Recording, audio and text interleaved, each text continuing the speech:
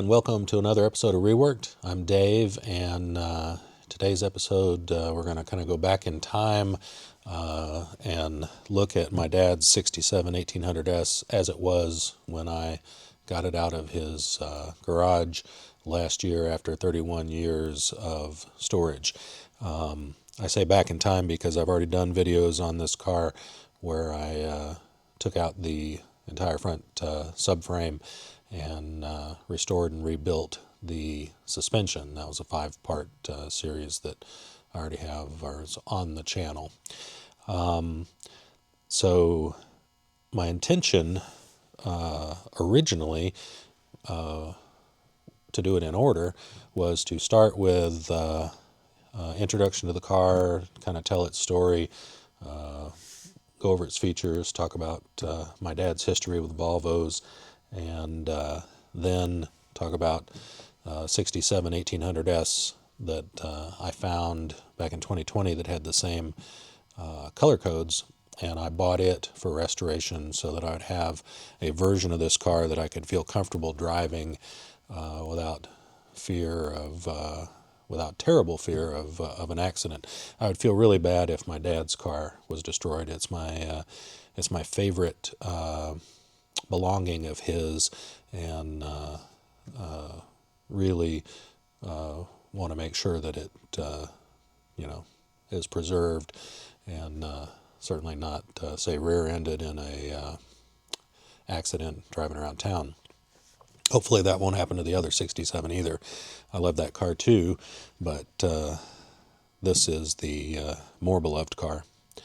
So in today's episode, gonna kind of look at the overview of the car, some of the features, some of the things I like about it, my dad's history with it, similar looking at the one that I've rebuilt from scratch, and at the end get to a tragic video clip where, having naively thought that the car just needed a little bit of mechanical updating or not restoration. So having naively thought that the car just needed a little mechanical work to get started or at least turn over, I had drained all the old fuel out of the fuel tank, and I was aware that there was a fuel line leak that I was going to look for once I cranked the car, and I had put fogging oil in the cylinders, but I had not tried to turn the engine over by hand using the crank pulley. And so I put a new battery in it from the other Volvo and tried to start it, and it just went click. And pretty quickly learned that engine was seized. And so in the next episode we'll go into, maybe in this episode, I don't know. So we'll go into the steps I took to try to unseize it without removing the engine from the car or completely disassembling it. So I read up on methods to unseize an engine, and the most common answer was soak it in Marvel Mystery Oil for weeks or months. And I did that, Marvel Mystery Oil on top of all 4 pistons, and kept trying to move it with the crank pulley nut, and then eventually trying to move it with a flywheel wrench where you can get a little more torque, and none of that ever worked. Tried that for 2 months, and eventually I decided I was going to have to bite the bullet, pull the engine, take the head off, look at how bad it was, and then go from there. So obviously the car's sitting here with engine out, the new restored front suspension sitting on the ground, and the current state of the car is that I need to recondition the engine bay. It has its original paint, then it has some overspray from 1985 repaint. They oversprayed on wires and other components, and then there's areas where the paint eroded from I think a leak on the clutch master cylinder, and so I've got a little surface rust and metal with no paint that I need to clean up.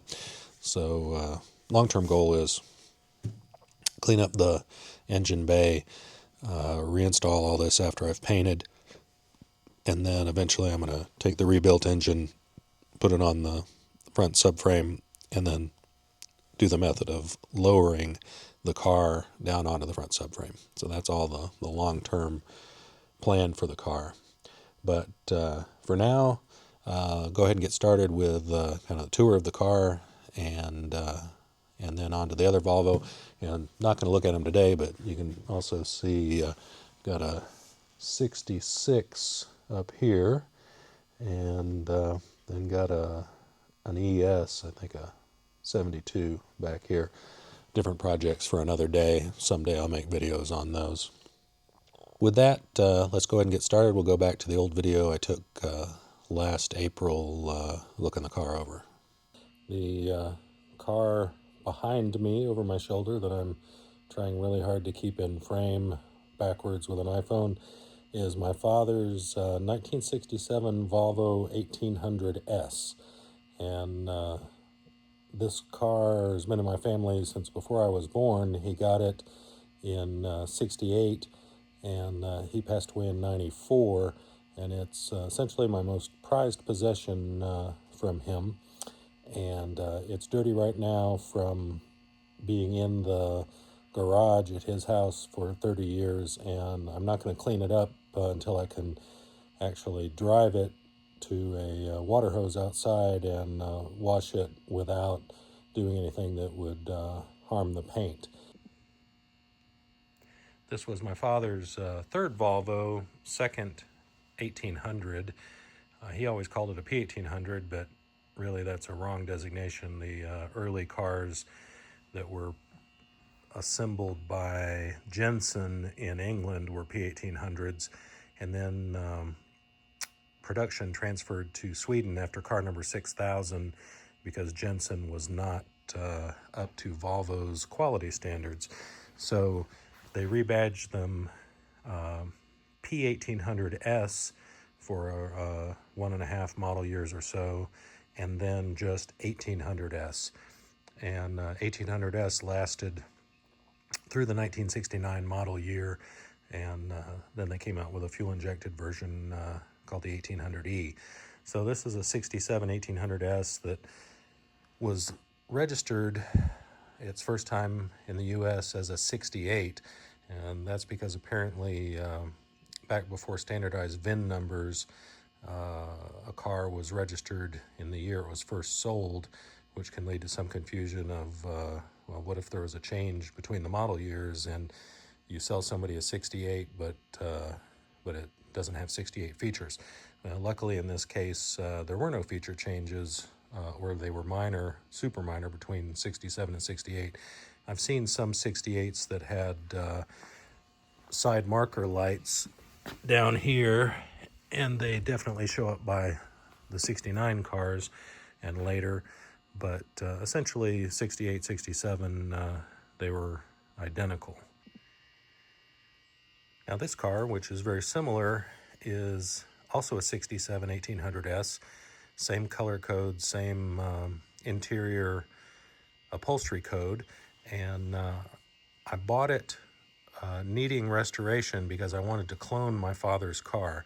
I don't think I'll ever really feel comfortable driving my father's car for fear of wrecking it, so I wanted one that I could drive, and I had been looking at 1800s for a long time on Auto Trader and Hemmings Motor News and eventually Marketplace, and I had never seen one come up with the same color codes or the same spec codes. So this car was produced in early 67 and is identical in spec to my father's. When I bought it, it was the wrong color. It was a generic white. These cars are actually Volvo code 95-1 light blue, a lot of times referred to as ice blue. And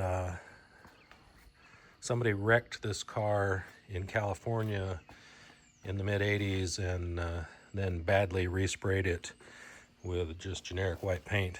And they were so lazy that they didn't even, these are new stone guards, but the old ones that I took off had white paint spray, overspray on them, even though they're held on by only 3 screws. So they only had to undo 3 screws to do it right. They didn't do that, and they didn't do it right anywhere else. So there was overspray everywhere, under the hood and the engine bay. It was wrong everywhere. So in order to correct this car, I took it down to bare metal and took everything off of it that could be removed. So when I was done disassembling it, there was nothing that could come off without cutting a weld or drilling out a rivet. Everything else was off and on the shelf. And I put it on a rotisserie and scraped the undercoating off of it. These cars hide rust. They rust quite badly, and I wanted to make sure that I was starting with a completely clean body. And so I scraped all the undercoating off of it, and it was kind of an asphalt type undercoating, so very difficult to remove.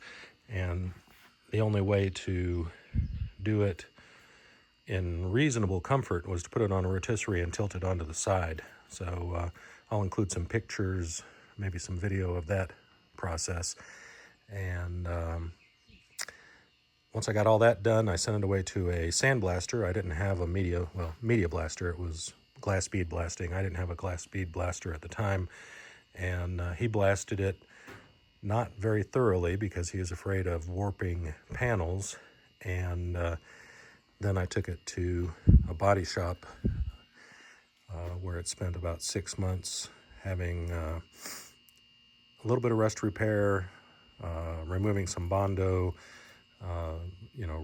fixing correctly that old wreck damage. And it came back to me, and that was in 2020 or maybe early 21. And I've been assembling it ever since then, and here it is, 2025, and it's still not driving. It starts and runs, although right now it's got a weird noise that I'm trying to diagnose. But I haven't haven't finished the dash or assembled the door interiors, mechanisms, or put in the seats. And so one of the favorite features, at least my favorite feature of these earlier 1800s up through the S, is this beautiful dash. It's got turquoise background in the dials, in the instruments, and then surrounded by chrome.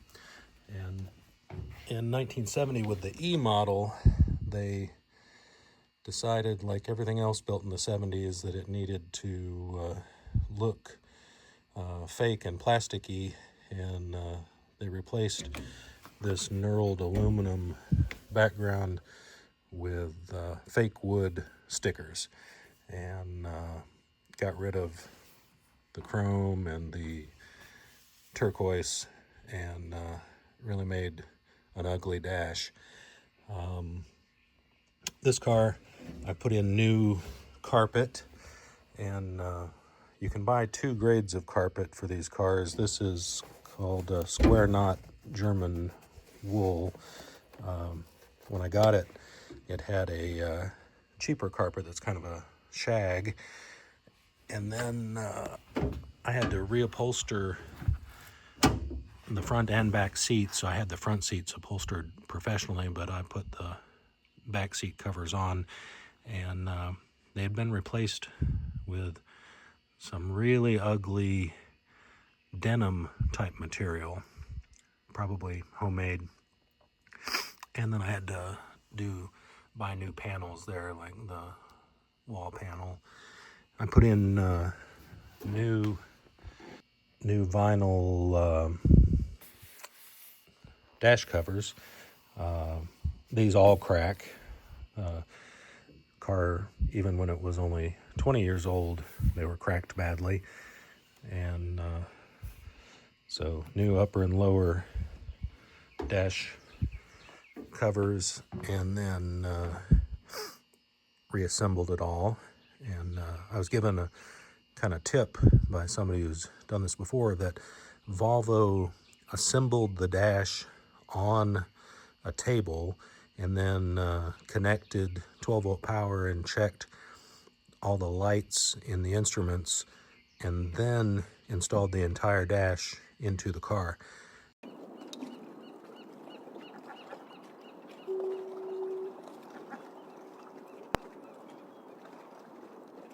And so that's what I did on my second round with this car. The first time it was before I got that hint, and I thought that I should do the lower dash first and then the upper dash, and it turns out there's a bolt back up behind it over here that you cannot get to once the dash is installed. So I took it back out and did it the way I was recommended. And under the hood, this car's got a Volvo B18 1.8 liter pushrod iron block 4-cylinder with dual SU carbs, and I think it made about 117 horsepower new. And the engine of this one was rebuilt by previous owner. He did not move on to the paint and body and aesthetic restoration. He passed away. His widow sold the car, and I bought the car from the person who bought it from his widow. And so he had already done the engine, rebuilding the engine, but he did not have SU carbs for the engine. So I ordered those from probably VP Auto Parts. Here's my timing gun. I use it as a tachometer here under the hood when I was trying to set the idle, since I can't work with the carbs and go see the tachometer on the dash at the same time. So basically I've assembled this car kind of as an homage to my father's car, and it matches pretty well. My father's has some fog lights that I can't source exact replicas, and then these turn signals, I believe mine are correct. His are all white or clear, which I think is only for earlier cars. So I don't know why his has that, or when they might have been changed, if they were changed. And so I've got this car, about 95% done. I'd like to drive it, but I keep moving to other projects. So I need to kind of buckle down and get this one done. One of the things that's keeping me from finishing it is glass for the windows. I have all the glass, but these old style window seals are not like modern windshields. You wrap the seal around the windshield and then place it in the frame, and then install a locking bead, another piece of plastic that goes, or rubber that goes inside a gap in the rubber seal. And I failed in step one of that process, which is getting the rubber seal on the piece of glass on a table before bringing it to the car. It keeps popping off, and I've been unable, either with clamps or adhesives, to get it to stay. So I'm going to hire a professional, find a glass guy who can get that done. And these cars are kind of known for their tail fins, even though tail fins kind of went out of style in the early 60s. This car was designed in the late 50s and went into production in 61, so it still has tail fins and these side chrome strips, which are prone to being door dinged. And this very pretty grille surround, it's very hard to find one that's completely pristine, because this is the first thing on the car that hits something. So the bumper doesn't take the brunt. The first hit is here, and so you see lots of cars with cracks or dents there on the grille surround. This is the correct grille for a 67, but they made 4 or 5 different styles over the years. So here's the interior of my dad's car. It's kind of a time warp. It also had its dash covers replaced back in about 1985. At the time the car was repainted, the only time it's been repainted. You can see this car also has air conditioning that mine doesn't. Volvo did not provide air conditioning from the factory, but the dealers could put it in. So this car was originally sold new in Nashville, and the dealer added the air conditioning. Also, they didn't come with side mirrors. Those weren't required at the time, so that was a dealer add-on. And for that reason, there are various styles of side mirrors. It's not exactly standardized. These are the most common, but there's another one that's kind of bullet-shaped that is now fairly rare. This car had the bullet-shaped ones before it went off to be repainted, and somehow those mirrors didn't make it back on the car. This car is exactly as my father left it in 1994. He parked it for a bad clutch, and it's not been cleaned out or anything. It's got old registration paperwork. This one is 1986. This one's 93. 1973.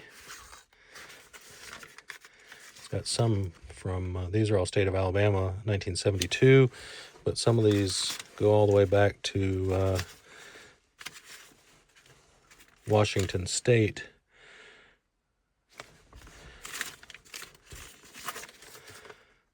Auto Electric Services, 1992, replaced compressor, dryer, air conditioner. It never worked all that well, so here you paid $394 in 1992 to try to make it work better. These cars have no power steering. That's why the overly large steering wheel, so you can get a little torque to turn the wheels when you're driving slow, like around a parking lot. They didn't come with a radio either. Whoever ordered his new had the dealer optional. Got this Blaupunkt. I'm not sure if it's just AM or if it's AM FM. And these are the heater controls. They're moved off to the side in a car with air conditioning, otherwise they'd be here in the middle. And so you've got vent, defrost, and whether you want the air to be room temperature or through the heater. And they come with map lights and an outside vent. It was a 4-speed plus overdrive, so you'd go gears 1 through 4 and then push on this stalk to get an electric overdrive, so in essence a 5th gear. And this would only go on if the car's still stock and has the correct wiring. It'll only come on in 4th gear. And reading up on these while building mine, I read that if that safety switch is not on, the 4th gear safety switch, and you leave the overdrive engaged and then enter reverse, it destroys the overdrive. So that's why they made that safety, and without it, if that safety's not in, you could have first gear overdrive, second overdrive, etc. You'd end up with 8 forward gears, but it wouldn't really do you any good to use those. These cars have a tiny rear seat They weren't considered sports cars when sold new. They were considered GT cars. And apparently the official definition of a GT car, at least in the 60s, was that a gentleman and his lady friend had enough room in the car for themselves and luggage for a weekend getaway. And this car actually has a fair amount of trunk space, but this back seat is really only usable for packages or very small kids.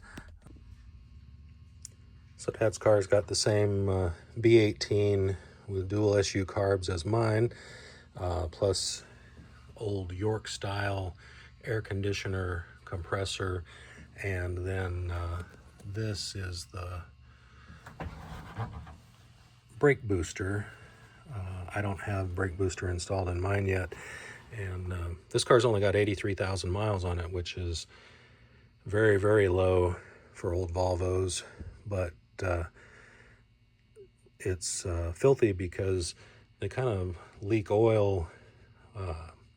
Even brand new, they leaked oil. The front and rear main seals were originally felt seals, and they just come with a drip, and you just live with it. I don't know whether my father ever replaced it with the more modern rubber seals, but in order to use the rubber seals, you have to get a new front timing plate cover or get yours milled a little to make room for the modern seal. All right, I've drained the gas, replaced it with some fresh gas, hooked up a battery. Now we're going to see if engine will crank over, make sure it's not locked up.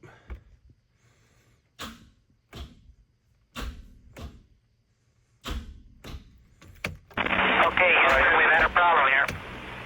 This is Houston. Say again, please. So that does it for overview and tour of these two 67 Volvo color code 95-1 light blue cars. Future episodes are going to be the rest of the mechanical work on this car, going through up through engine rebuild and eventually reinstallation. I've already published the 5 videos on the front suspension rebuild, and so as soon as I get the engine bay work done, the engine is done and ready to go back in. Once I get the engine bay reconditioned, repainted, then do a video on reinstallation of the engine, and then hopefully up to first start.